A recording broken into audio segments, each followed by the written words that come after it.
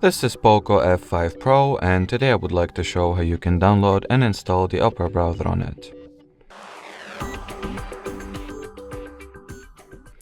So to start, make sure that your smartphone is connected to Wi-Fi, then launch the Play Store, sign into your Google account if you haven't already, then at the search bar input the Opera query. From here, you can either initiate the Opera browser download directly from the search results. Let me quickly uninstall it over here. So you can either tap at the install button from here, or you can also open the dedicated web page and, well, initiate the app's installation from there as well. Now wait a few seconds for it to be downloaded and installed.